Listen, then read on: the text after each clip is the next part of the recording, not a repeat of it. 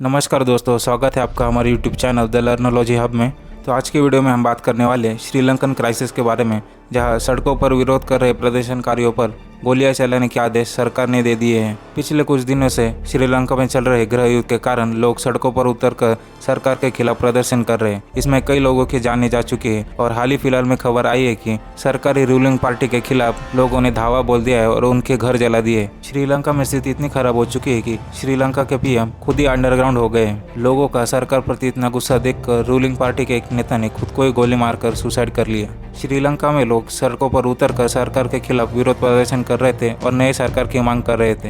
Rajapaksa family पर लगे corruption के आरोपों के कारण जनता में उनके प्रति आक्रोश है और देश की इतनी खराब स्थिति का जिम्मेदार वो राजपक्ष फैमिली को मानते हैं। इसलिए लोगों ने सड़क पर उतरकर सरकार के खिलाफ विरोध प्रदर्शन करना चालू कर दिए। श्रीलंका में प्रोटेस्ट इंटेंस होने के कारण देखते ही गोली मारने के आदेश श्रीलंकन सरकार ने दे दिए हैं। श्रीलंका के फाइनेंशियल क्राइसिस के कारण भीड़ ने मंगलवार को रूलिंग पार्टी के कई नेताओं के घर में आग लगा दी और कोलंबो में प्रधानमंत्री के निवास पर धावा बोल दिया। इस मामले पर पुलिस का कहना है कि मंगलवार को कम से कम 8 लोगों की मौत हो गई है। श्रीलंकन अधिकारियों ने मंगलवार को कियोस्क को शांत करने के लिए शूट ऑन साइट के ऑर्डर दे दिए हैं, क्योंकि राजधानी में एक दिन पहले हुए दंगों में लोगों ने घरों, इमारतों और वाहनों को आग लगा दी।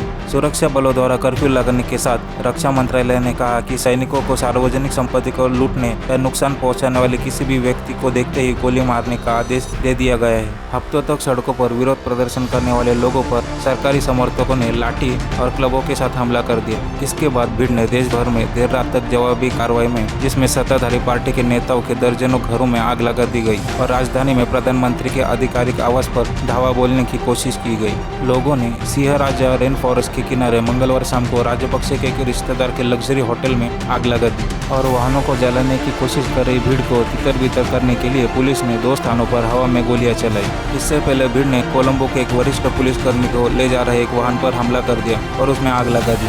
Senior deputy inspector general Deshbandhu बचाने के लिए अधिकारियों ने हवा में फायर की और रीइंफोर्समेंट टीम को भेजकर उन्हें छुड़ा लिया। उन्हें अस्पताल में भर्ती करा दिया गया और बाद में रिहा कर दिया। बिगड़ती सुरक्षा के एक और संकेत हमें देखने को मिलते हैं जब विजिलेंटी ग्रुप्स यानी सजग समूह ने कोलंबो हवाई अड्डे की मुख्य सड़क को घेर लिया, ताकि यह पता लगाया जा सके कि राजपक्ष के वफादार लोग द्वीप छोड़ने की कोशिश तो नहीं कर रहे। इस घटना में मारे गए लोगों के साथ 225 से अधिक लोग सोमवार को घायल हो गए और सोमवार को ही प्रधानमंत्री महिंदा राजपक्ष ने अपना इस्तीफा दे दिया।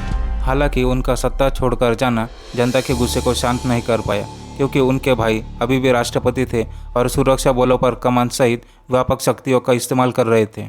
हजारों गुस्सैल प्रदर्शनकारियों ने रात भर उनके आधिकारिक आवास पर धावा बोल दिया और उनके घर पर पेट्रोल बम फेंके। श्रीलंकन आर्मी ने प्री डॉन ऑपरेशन में महिंदा को बचाकर एक सुरक्षित स्थान पर पहुंचा दिया है। 1948 में स्वतंत्रता के बाद से श्रीलंका के सबसे खराब आर्थिक संकटों में महीनों तक ब्लैकआउट और आवश्यक वस्तुओं की कमी से राजपक्ष कबीले की सत्ता पर पकड़ पूरी तरह से हिल चुकी है। श्रीलंकन सरकार ने पैंडेमिक में अपना महत्वपूर्ण पर्यटन खो दिया, जिससे सरकार को अपने कर्ज का भुगतान करने के लिए आवश्यक विदेशी मुद्रा को बचाने के लिए अधिकांश इंपोर्ट रोकने पड़े, जिस पर अब सरकार का वो निर्णय गलत है ये लोगों को समझ में आ चुका है। इससे जनता का गुस्सा सरकार पर बढ़ रहा है। श्रीलंका जैसे ही किसी भी देश में अगर पूरी फैमिली मिलाकर सरकार में है और वो पूरी सरकार चला रही है, तो लोगों का गुस्सा एक ना एक दिन उन पर निकलेगा ही। गुस्साई भीड़ ने राजपक्ष समर्थक कम से कम 42 नेताओं के घरों में आग लगा दी। लोगों ने राजपक्ष फैमिली के कई रिलेटिव्स के घरों में आग लगा दी, जबकि उनके एंसेस्ट्रल विलेज में उनके पारिवारिक संग्रहालय को तोड़ दिया गया। पुलिस ने कहा है कि कोलंबो के बाहर सत्ताधारी पार्टी के विधायक अमर कीर्ति ने प्रदर्शनकारियों की भीड़ से घिरे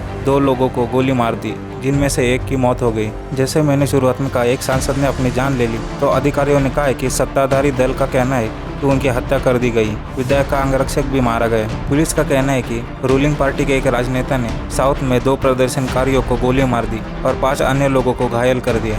यूनाइटेड नेशन के चीफ मिशेल बैचलेट ने मंगलवार को कहा है कि वह सरकार के समर्थकों द्वारा की गई हिंसा और बाद में सत्ताधारी पार्टी के सदस्यों के खिलाफ भीड़ की कार्रवाई के कारण परेशान है। बैचलेट ने एक बयान में जांच का आह्वान किया और सरकार से समाज के सभी हिस्सों के साथ सार्थक बातचीत में शामिल होने का आग्रह किया। यूएस स्टेट डिपार्टमेंट ने भी कहा झड़पों की जांच के लिए एक कॉल दोहराया, यह कहते हुए कि वाशिंगटन दोनों बढ़ती हिंसा और सेना की तैनाती से चिंतित थे। वाशिंगटन ने श्रीलंका के राजनीतिक अधिकारियों से public safety and identify solutions to achieve to long term economic and political stability प्राप्त करने को कहा। यानी श्रीलंका अपने पब्लिक सेफ्टी के साथ साथ लॉन्ग टर्म इकोनॉमिक ग्रोथ के लिए प्रयत्न करते रहे। महिंदा राजपक्षे का इस्तीफा सरकार में यूनिटी लाने के लिए था, ऐसा उनका कहना है, लेकिन यह स्पष्ट नहीं था कि विपक्ष उनके भाई के नेतृत्व वाले किसी भी प्रशासन में शामिल होगा या नहीं। राजनीतिक सूत्रों ने कहा है कि राष्ट्रपति और सभी राजनीतिक दलों के बीच एक ऑनलाइन बैठक की व्यवस्था करने का प्रयास किया जा रहा है। श्रीलंका ने यूनाइटेड नेशन के इंटरव्यून के बाद लोगों पर हिंसा करना बंद कर दिया है, क्योंकि